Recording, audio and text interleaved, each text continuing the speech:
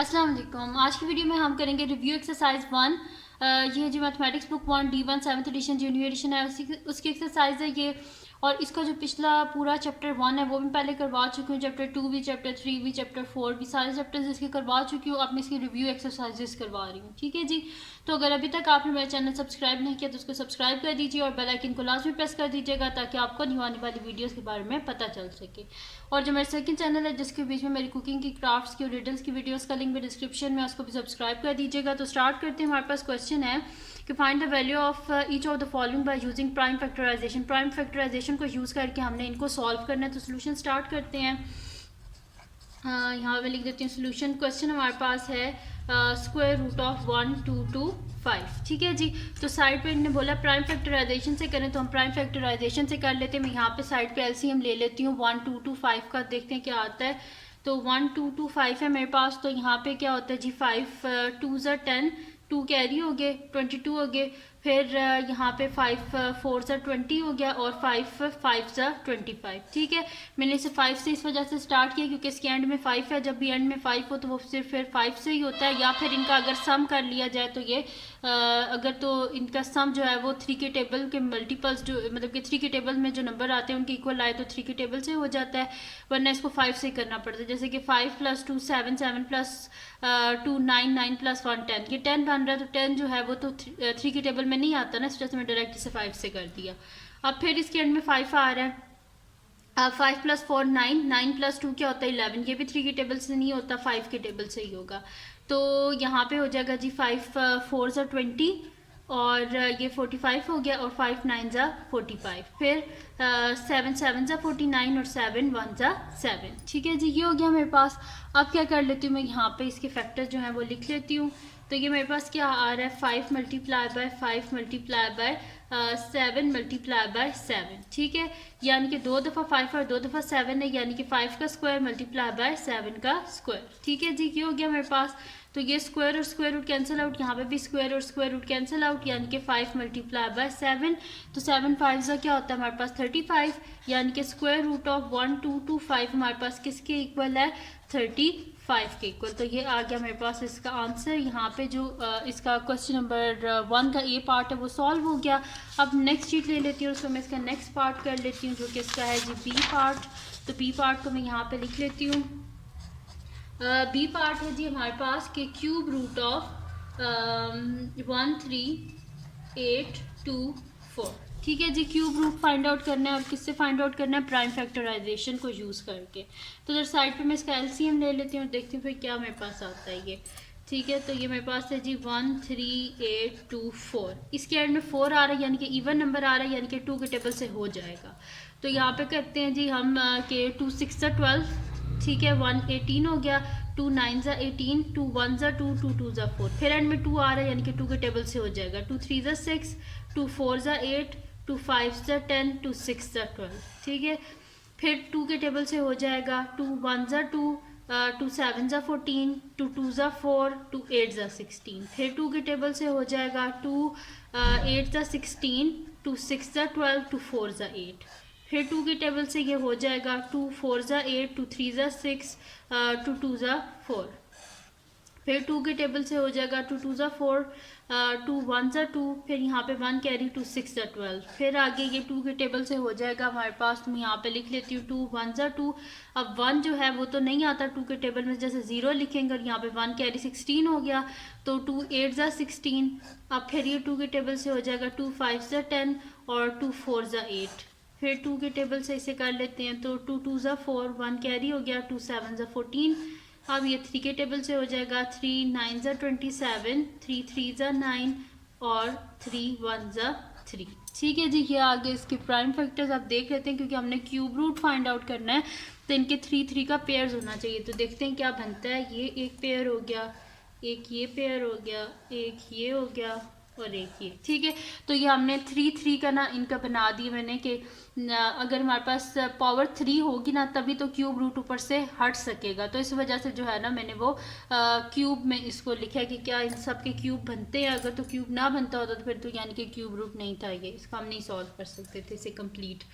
तो solution start करते हैं। क्वेश्चन है जी हमारे पास, मैं लिख लेती हूँ यहाँ पे दोबारा से। हमारे पास है जी क्यूब रूट ऑफ 13824। अब मैं इसे क्यूब की फॉर्म में इनको लिख लेती हूँ। तो क्यूब रूट ऑफ, ये मेरे पास हो जाएगा 2 का क्यूब मल्टीप्लाई बाय ये वाला 2 का क्यूब मल्टीप्लाई बाय, ये मैंने 3 के जो बनाए हुए हैं ये लिख रही हूँ मैं, मल्टीप्लाई बाय 2 का क्यूब मल्टीप्लाई बाय 3 का क्यूब। अब क्यूब और क्यूब रूट ये आपस में कैंसिल आउट हो जाएंगे, तो ये मेरे पास क्या आ जाएगा 2 multiply by 2 multiply by 2 multiply by 3।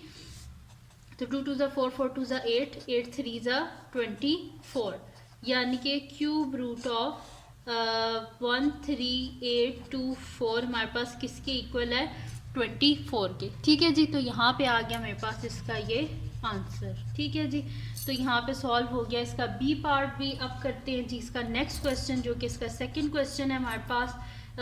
यहाँ पे मैं लिख भी देती हूँ क्वेश्चन नंबर 2, ताकि आप लोग कंफ्यूज ना हो कहाँ से स्टार्ट हुआ था क्वेश्चन नंबर 2। तो ये स्टार्ट हो रहा है जी क्वेश्चन नंबर 2। ठीक है जी, ये क्वेश्चन नंबर 2 है, इसको हाईलाइट भी मैं कर देती हूँ, यहाँ से स्टार्ट हो रहा है। तो ये क्वेश्चन नंबर 2 है, इसमें लिखा हुआ है कि estimate the value of each of the following. तो मैं यहाँ पे लिख भी देती हूँ कि estimate the value of each of the following. ठीक है, जितने भी क्वेश्चन हैं उनके हमने वैल्यूज को एस्टिमेट करना है। सबसे फर्स्ट जो हमारे पास पार्ट है ये है जी स्क्वायर रूट ऑफ 63। अब हमने देखना है कि इसकी एस्टिमेटेड वैल्यू निकालनी है। 63 जो है ये हमारे पास क्या है, एक प्राइम नंबर है, सॉरी प्राइम नंबर तो नहीं है, ये एक कंपोजिट नंबर है। लेकिन क्या हमने देखना है कि जो हमारे पास है स्क्वायर रूट ऑफ 63 है, ये क्या मतलब कि एक परफेक्ट स्क्वायर है कि नहीं है। अगर नहीं है तो इसके जो करीब तर परफेक्ट स्क्वायर है ना, उसको यूज़ करके हमने इसकी एस्टिमेटेड वैल्यू को फाइंड आउट करना है। ठीक है, अब जो 63 है इसमें हम देख लेंगे +1 +2, ठीक है, करके कि ये क्या आता है हमारे पास। इस तरह -1 -2 करके कि अगर करीब कोई परफेक्ट स्क्वायर हो तो वो हमारे पास उसका आंसर होगा। ठीक है, कंपोजिट नंबर मैंने इस वजह से बोला कि कंपोजिट नंबर है क्योंकि 3 के टेबल से हो जाता है। 3 2 6 एंड 3 1 321, 321 63 होते हैं। तो जैसे ये एक कंपोजिट नंबर है और स्क्वायर रूट ऑफ 63 है हमारे पास, तो हम देख लेंगे इसके करीब तक कोई हमारे पास परफेक्ट स्क्वायर है। तो इसमें देख लेते हैं, अगर हम इसके बीच में देखें 63 है, तो अब इसके बीच में अगर मैं +1 करूं तो 63 + 1 मेरे पास क्या होता है 64। तो अब यहाँ पे मैंने एक शीट पे सारे लिख लिए थे ये स्क्वायर्स, तो वो मैं आपको दिखा देती हूँ। तो वहाँ से हम देख लेते हैं कि ये परफेक्ट स्क्वायर है हमारे पास के नहीं है। ठीक है, तो यहाँ पे आप देखें तो ये मैंने लिख लिए थे। तो हमारे पास क्या है 63 है, तो 63 के करीब तक क्या है परफेक्ट स्क्वायर 64 है कि ठीक है। ये 1 से लेके 10 तक के आप देख लेंगे सारे मैंने परफेक्ट स्क्वायर और इस साइड पे सारे परफेक्ट क्यूब लिखे हुए हैं। तो यहाँ पे अगर आप 8 का स्क्वायर देखें तो हमारे पास क्या होता है 64 होता है। तो जब मैंने इसके बीच में +1 ऐड किया तो मेरे पास क्या आ गया 64। तो मैं इसे लिखूंगी कि ये अप्रॉक्सीमेटली मेरे पास किसके इक्वल है 64 के इक्वल है, और स्क्वायर रूट ऑफ 64 हमारे पास क्या होता है 8 होता है। तो यहाँ पे इसका सोल्यूशन स्टार्ट करते हैं, इसमें मैं आपको सारा लिख के बता देती हूँ। यहाँ पे लिख देती हूँ कि स्क्वायर रूट ऑफ 63 मेरे पास अप्रॉक्सीमेटली किसके इक्वल है 64 के इक्वल है। ठीक है, और स्क्वायर रूट ऑफ 64 अब हमने करना है, तो स्क्वायर रूट ऑफ 64 यहाँ पे कर लेते हैं। देखें 8 8 ज़ा 64 और 8 1 ज़ा 8। ठीक है, तो यहाँ पे मैं लिख देती हूँ कि 8 का स्क्वायर और स्क्वायर रूट कैंसिल आउट, तो ये मेरे पास क्या इक्वल आ जाएगा 8। यानी कि हमारे पास जो है ना इसकी जो इन्हें बोला था ना कि एस्टिमेट करें the value of each of the following, तो इसकी जो एस्टिमेटेड हमारे पास इसका जो आंसर आया ना वो क्या आया हमारे पास इसका 8 आया। ठीक है जी, तो ये आ गया इसका आंसर हमारे पास। ठीक है जी, अब नेक्स्ट शीट पे मैं कर लेती हूँ इसका नेक्स्ट पार्ट, जो कि हमारे पास है जी क्वेश्चन नंबर 2 का बी पार्ट। तो बी पार्ट को देख लेते हैं क्या हमारे पास है।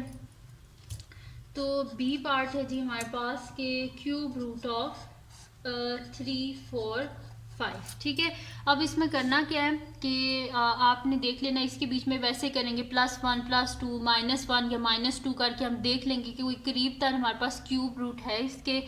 अच्छा, इन क्वेश्चंस को करने के लिए आपने करना क्या है कि आपने स्क्वायर्स जो हैं वो मेमोराइज कर लेने हैं 1 से लेके 20 तक, स्क्वायर्स भी सारे नंबर्स के, और इसी तरह 1 से लेके 20 तक आप क्यूब्स जो है ना वो भी अपने जो है ना वो जहन में रख लें। तो इस तरह आपके लिए क्वेश्चन सॉल्व करना बहुत ईजी हो जाएंगे और आगे भी आपके लिए हेल्पफुल होंगे। ठीक है, तो अब यहाँ पे क्या है 3 4 5 है मेरे पास। ठीक है, तो इसके बीच में क्या करेंगे आप +2 करेंगे या -2 करेंगे। तो +2 अगर करूँ तो मैं यहाँ पे मेरे पास क्या हो जाएगा 347 तो परफेक्ट क्यूब नहीं है ना, क्यूब रूट नहीं है हमारे पास।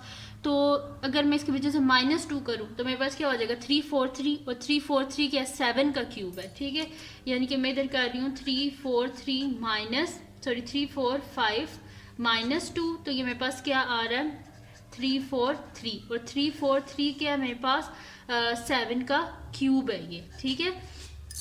तो इस वजह से यहाँ पे ये मैंने लिखा हुआ भी था, तो ये आप लोग लिख भी लीजिएगा कि ये सारे मैंने यहाँ पे क्यूब्स लिखे हैं, 1 से लेके 10 तक लिखे हैं। आप लोगों ने करना क्या है 1 से लेके 20 तक जितने भी क्यूब्स हैं उनको भी आप याद कर लें, और 1 से लेके 20 तक जितने भी स्क्वायर्स हैं उनको भी आप याद कर लें, तो आपके लिए पेपर सॉल्व करना बहुत ईजी हो जाएगा, ठीक है जी।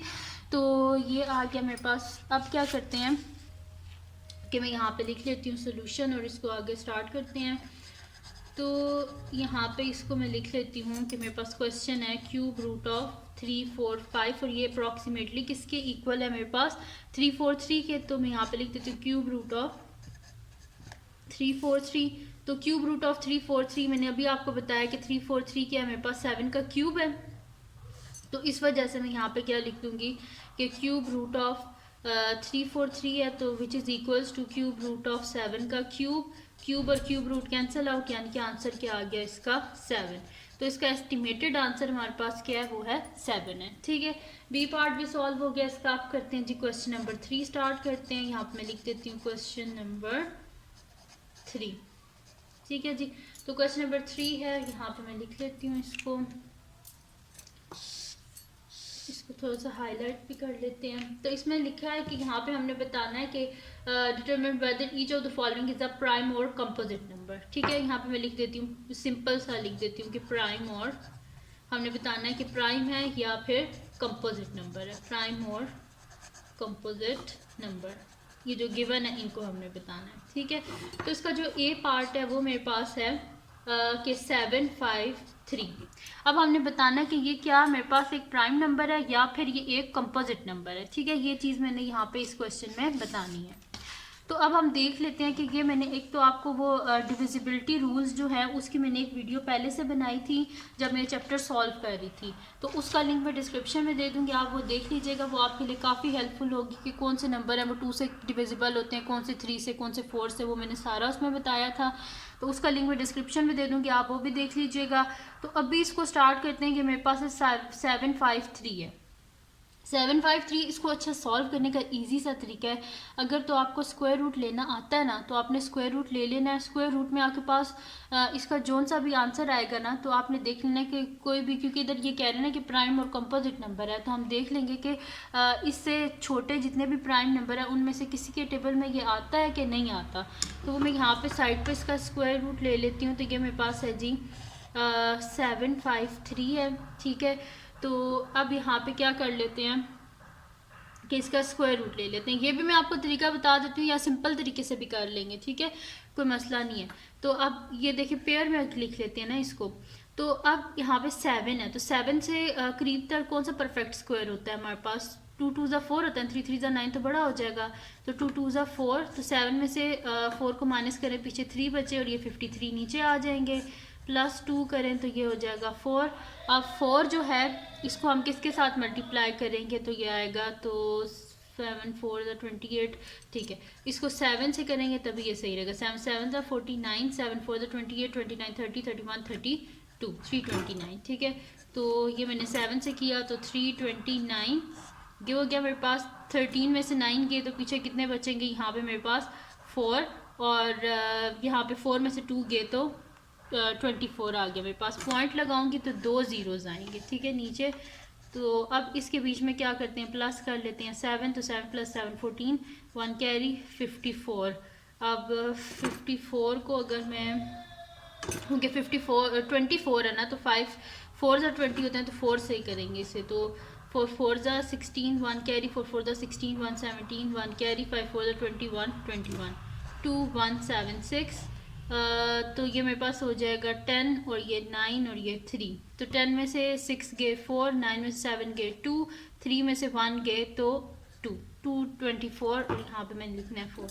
तो अच्छा, ये करने का मकसद क्या था, मैंने इसका क्यों स्क्वायर रूट फाइंड आउट किया? मैंने इसका स्क्वायर रूट इस वजह से फाइंड आउट किया है ताकि मुझे पता चल जाए कि मैंने कहाँ तक प्राइम नंबर्स को देखना है, कि ये मेरे पास मतलब कि देखिए अब यहाँ पे क्या है, मेरे पास 27.4 आया, 27.4 से छोटा मेरे पास कौन सा प्राइम नंबर है, 23 है ना। यानी कि 23 से छोटे प्राइम नंबर्स में मैंने इसका देखना है कि क्या 23 से छोटे कोई किसी भी प्राइम नंबर के टेबल में ये मेरे पास आता है कि नहीं आता। ठीक है, वैसे अगर सिंपल करना चाहे तो ये तो मैंने जस्ट आपको इस वजह से बताया कि अगर आपका जो पेपर है, क्योंकि उसमें अगर आपका कहीं से आउट ऑफ कोर्स आ जाता है, ये वाले क्वेश्चंस तो नहीं आएंगे ना, आउट ऑफ कोर्स अगर आ जाता है तो आपको पता होनी चाहिए टेक्निक कि आपको कैसे पता चलेगा।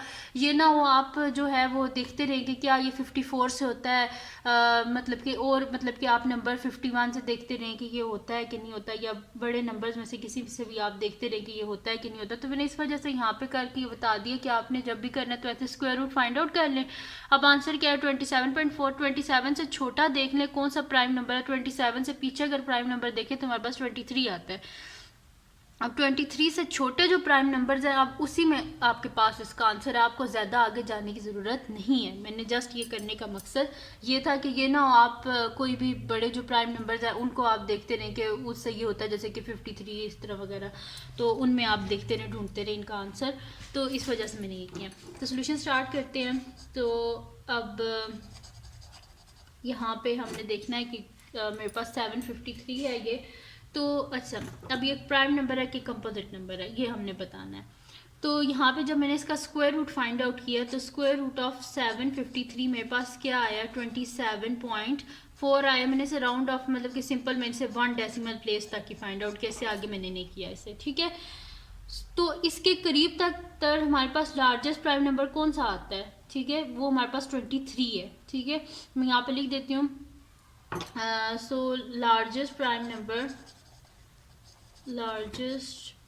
नंबर नियरेस्ट टू 753 इज क्या हमारे पास 23 है।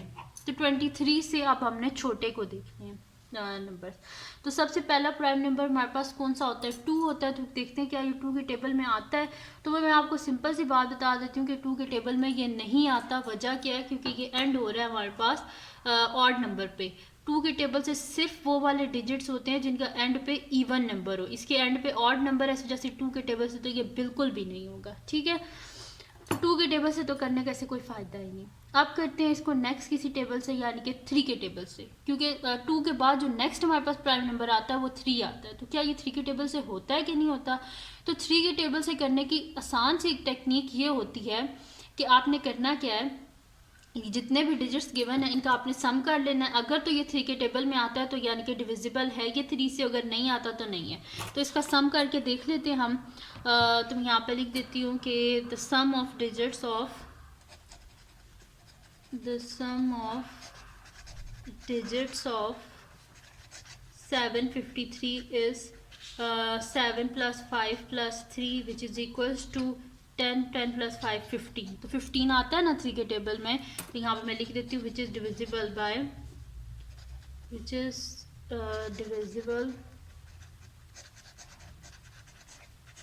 जो कि 3 से क्या हमारे पास डिविजिबल है। ये विच इज इकट्ठा ही हो गया, इसको लैदा कर लेते हैं। ठीक है, तो ये मेरे पास क्या आ गया 15, और 15 क्या डिविजिबल है 3 से, तो इस वजह से मैं यहाँ पे लिख देती हूँ विच इज़ डिविजिबल बाय 3।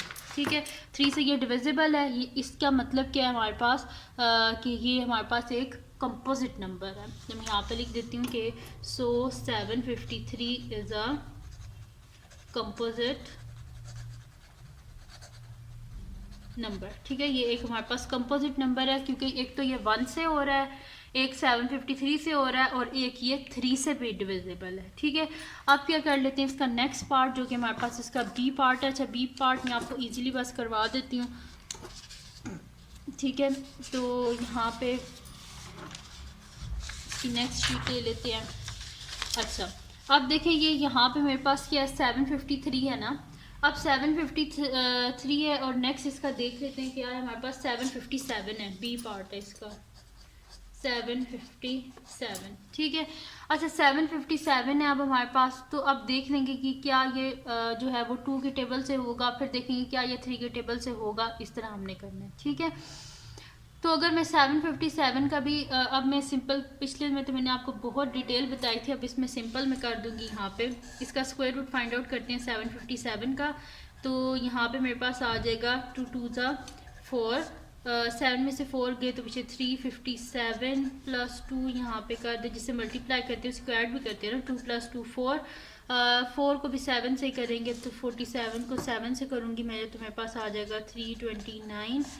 तो 7 में से 17 में से जब मैं 9 को माइनस करूँगी तो मेरे पास क्या पीछे आएगा, यहाँ पे मेरे पास 17 में से जब 9 को माइनस करूँगी तो पीछे मेरे पास आएगा यहाँ पे 8 आएगा। तो मैं यहाँ पे लिख देती हूँ 8, और यहाँ पे मेरे पास 4 है, 4 में से 2 गए तो 2 बचेंगे, ठीक है। पॉइंट लिखूँगी, 2 ज़ीरोज़ नीचे आएंगे, ये ज़ीरोज़ आगे, प्लस 7 करूँगी, 7 + 7 मेरे पास हो जाएगा 4 1 कैरी 54, ठीक है।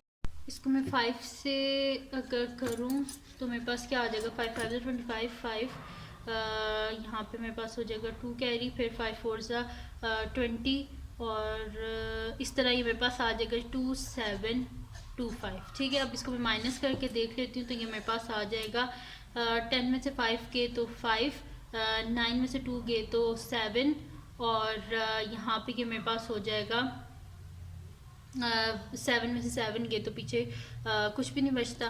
तो इस वजह से यहाँ पे मेरे पास आ गया, इसका जो आंसर अगर आप देखें तो मेरे पास क्या आ गया 27.5, ठीक है। तो इसका जब मैंने स्क्वायर रूट लिया है तो मैं यहाँ पे लिख देती हूँ सोल्यूशन, और यहाँ पे लिख देती हूँ स्क्वायर रूट ऑफ 757, तो ये मेरे पास आ रहा है 27.5, राउंड ऑफ किया है 1, मैंने इसे सॉल्व भी जो है ना वो 1 डेसिमल प्लेस तक किया, यानी कि पॉइंट के बाद 1 डिजिट तक मैंने इसे स्टॉप कर दिया। अब देखना कि ये मेरे पास जो है ना इसके लार्जेस्ट मतलब कि इसके करीब तर मेरे पास कौन सा जो है वो प्राइम नंबर आ रहा है। 27 के करीब तर कौन सा प्राइम नंबर है, 23 है। तो मैं यहाँ पे लिख दूँगी कि यहाँ पे इसके करीब तर मेरे पास क्या आ रहा है 23, तो मैं यहाँ पे लिख देती हूँ।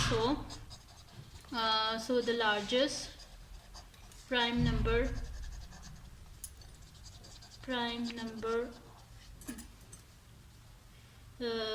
nearest to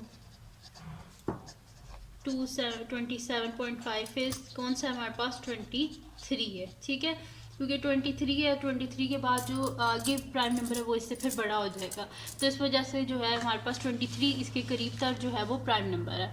अब क्या कर लेते हैं, यहाँ पे 23 आ गया। अब सबसे पहले तो देख लेते हैं कि क्या ये 23 से छोटे हमने प्राइम नंबर देखने हैं ना। तो सबसे पहले देख लेते हैं क्या ये 2 के टेबल में आता है, तो ये एंड हो रहा है 7 से, यानी कि 2 के टेबल में नहीं आता। फिर 3 के टेबल से देख लेते हैं क्या ये डिविजिबल है, तो 3 के टेबल से अगर इसका सम करें तो ये मेरे पास क्या है 7 + 5 + 7, ठीक है।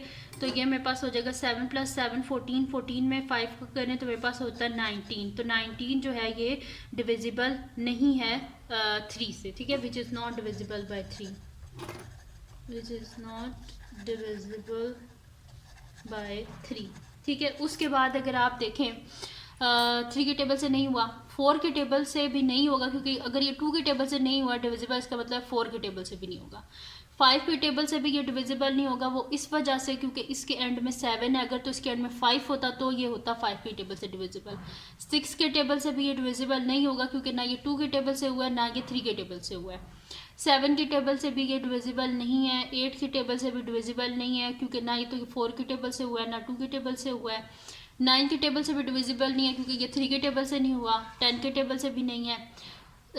तो क्योंकि हमने तो वैसे प्राइम नंबर्स देखने हैं, ठीक है, सिर्फ 1 3 5 7, क्योंकि प्राइम फैक्टराइजेशन करते हैं तो 1 से भी नहीं हुआ, 3 से भी नहीं हुआ, 5 से भी नहीं हुआ, 7 से भी नहीं हुआ ये।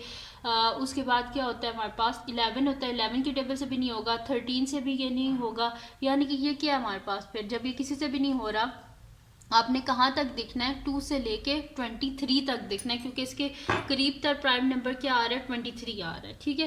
तो जब ये किसी से भी सॉल्व नहीं हो रहा, इसका मतलब क्या है ये प्राइम नंबर है, ठीक है। तो मैं यहाँ पे लिख देती हूँ since 757 is not divisible is not divisible by any prime number 2, 3, 5, 7 so on 23 तक ये किसी से भी डिविजिबल नहीं है, देन 757 हमारे पास क्या है, इज़ अ प्राइम नंबर। ये हमारे पास एक प्राइम नंबर है। ठीक है, इसको मैंने इतना टॉपिक उस वजह से डिटेल में किया क्योंकि मोस्टली ये आपके ना जो कॉन्सेप्चुअल पेपर होते हैं उनमें ये आ जाते हैं कि आपने बताना है प्राइम नंबर है, कंपोजिट नंबर है, तो इस वजह से मैं इसको इतना डिटेल में बताया ताकि आप लोगों को पेपर्स में कोई मसला ना हो। अब हमने करना है इसका लास्ट क्वेश्चन, वो है जी हमारे पास इसका क्वेश्चन नंबर 4। तो अब नेक्स्ट क्वेश्चन जो था वो मैंने पहले से लिख लिया था, क्वेश्चन नंबर 4। तो क्वेश्चन नंबर 4 जो है वो हमारे पास है कि the number 840 and 8316 written as the product of their prime factors. Prime factors इन्हें ऑलरेडी हमें गिवन है, हमें फाइंड आउट करने की ज़रूरत नहीं है। ठीक है, 840 का भी गिवन है हमारे पास और 8316 की भी गिवन है। फर्स्ट पार्ट है find the greatest whole number that will divide both 840 and 8316। तो हमारे पास HCF क्या होता है, हाईएस्ट कॉमन फैक्टर। तो यानी कि ये हमने यहाँ पे फर्स्ट पार्ट में क्या फाइंड आउट करना है, HCF। सेकेंड पार्ट में कह रहे हैं the smallest whole number that is divisible by both 840 and 8316। Smallest यानी कि लीस्ट कॉमन मल्टीपल, यानी कि यहाँ पे LCM। फर्स्ट में HCF, सेकेंड में LCM फाइंड आउट करना है। तो बस सोल्यूशन स्टार्ट करते हैं। मैं यहाँ पे लिख देती हूँ सोल्यूशन फर्स्ट पार्ट। तो सोल्यूशन फर्स्ट पार्ट में यहाँ पे सिंपल लिखती हूँ कि HCF ऑफ 840 एंड 8316 ये हमने फाइंड आउट करना है। तो 840 के हमारे पास क्या फैक्टर्स हैं, मैं पहले 840 के लिख लेती हूँ। मेरे पास है 2 का क्यूब, तो मैं इसे स्प्रेड करके लिख लेती हूँ। 2 multiply by 2 multiply by 2, 3 multiply bye 5 multiply by 7। फिर है 8316, तो ये मेरे पास है 2 का स्क्वायर यानी कि 2 दफ़ा मैं 2 लिख लेती हूँ। 3 का क्यूब है यानी कि 3 टाइम्स 3 को लिख देते हैं। फिर 7 मल्टीप्लाई बाय 11। अब यहाँ पे देख लेते हैं कॉमन, ये 2 आ रहा है, ये वाला 2 आ रहा है, ये 3 आ रहा है हमारे पास और ये 7 आ रहा है। ठीक है, तो यहाँ पे मैं लिख देती हूँ कि HCF of 840 and 8316 is equals to 2 multiply by 2 multiply by 3 multiply by 7। ठीक है, ये आ गया मेरे पास। तो 2 2 ज़ा 4, 4 3 ज़ा 12 और 12 को मल्टीप्लाई कर लेते हैं हम 7 से। तो 7 2 ज़ा 14, 4 1 कैरी, 7 1 7 1 8, 84। तो यानी कि इनका जो कॉमन फैक्टर है वो 84 है, यानी कि 84 से ये दोनों जो हैं वो डिविजिबल है। तो यहाँ पे इसका आ गया हमारे पास HCF। ठीक है, जो हमने फाइंड आउट करना था ग्रेटेस्ट होल नंबर, तो वो हमने फाइंड आउट कर लिया। यहाँ पे आ गया इसका फर्स्ट पार्ट का आंसर। अब कर लेते हैं जी इसका सेकंड पार्ट। सेकंड पार्ट है कि हमने फाइंड आउट करना है इसका स्मॉलेस्ट होल नंबर जिससे ये डिविजिबल है। तो उसमें हमने क्या फाइंड आउट करना है, LCM फाइंड आउट करना है। तो मैं यहाँ पे लिख देती हूँ कि second part, solution second part. तो LCM हमारे पास क्या होता है, common factor into uncommon factor. तो कॉमन फैक्टर्स को मल्टीप्लाई कर देंगे अनकॉमन फैक्टर से। तो यहाँ पे हमारे पास क्या, इसी से देख लेते हैं कि अगर आप देखें 840 है और 8316 है। तो मैं यहाँ पे लिख देती हूँ कि LCM of 840 and 8316 is equals to, हमारे पास LCM का फार्मूला क्या होता है, common factor into uncommon factor. तो यहाँ पे लिख देती हूँ common factor into uncommon factors. तो कॉमन फैक्टर क्या आ रहा है इसमें हमारे पास 2 2 3 और 7। तो पहले इनको लिख लेते हैं, 2 multiply by 2 multiply by 3 multiply by 7। अब बाकी जितने भी अनकॉमन है उनको लिख लें। वो मेरे पास है 2 मल्टीप्लाई बाय 5, ये 2 3 हैं, मल्टीप्लाई बाय 3 मल्टीप्लाई बाय 3 और मल्टीप्लाई बाय 11। तो इनको मल्टीप्लाई कर लेते हैं। तो कॉमन फैक्टर्स का हमारे पास क्या आंसर आ रहा था, ये मेरे पास आ रहा था, यहाँ तक मैं मल्टीप्लाई करूँ तो मेरे पास आ रहा था 84 मल्टीप्लाई बाय, इनको भी मल्टीप्लाई कर लेते हैं। तो ये मेरे पास हो जाएगा, यहाँ पे अगर मैं इसे मल्टीप्लाई करूँ तो 5 2 ज़ा 10 और 10 को मल्टीप्लाई करें आप 3 3 ज़ा 10 3 ज़ा 30, 30 को 3 से करें तो 90 हो जाएगा। 90 को फिर हम कर लेते हैं 11 से मल्टीप्लाई। तो 0 9 मल्टीप्लाई बाय 0 9 0 9 9। ठीक है, तो 990 आ गया मेरे पास, इसको मल्टीप्लाई कर लेते हैं आप 84 से, ये कॉमन फैक्टर और ये अनकॉमन फैक्टर, इनको मल्टीप्लाई कर लेते हैं 990 को 84 से, तो 0 और 9 4 ज़ा 36, 9 4 ज़ा 36, 37 38 39 मल्टीप्लाई बाय 8 0 ज़ा 0, 8 9 ज़ा हमारे पास क्या होता है 72, 2 और 7 कैरी, फिर 8 9 ज़ा 72, 72 में आप 7 को ऐड करें तो क्या हो जाएगा 79 हो जाएगा। तो 0 6 9 10 11 1 1 कैरी, 9 10 और 3 13 1 कैरी, 8 3 1 6 0। तो ये आ गया मेरे पास इसका आंसर कि जो लीस्ट कॉमन मल्टीपल है इन दोनों का। ठीक है, तो वो हमारे पास आ गया इसका एलसीएम, और वो आ गया 83160, जो कि स्मॉलेस्ट होल नंबर है that is divisible by both 840 and 8316। तो ये आ गया मेरे पास। तो यहाँ पे आ गया इसका आंसर, और क्वेश्चन नंबर 4 भी कंप्लीट सॉल्व हो गया। तो ये थी जी आज की वीडियो जिसमें मैंने आपको करवाया एक्सरसाइज रिव्यू एक्सरसाइज 1 का क्वेश्चन नंबर 1 से लेके क्वेश्चन नंबर 4 तक। तो अगर ये वीडियो आपके लिए हेल्पफुल है तो उसको लाइक कीजिएगा, मेरे चैनल को सब्सक्राइब कीजिएगा और बेल आइकन को लाजमी प्रेस कर दीजिएगा ताकि आपको नहीं आने वाली वीडियोज़ के बारे में पता चल सके।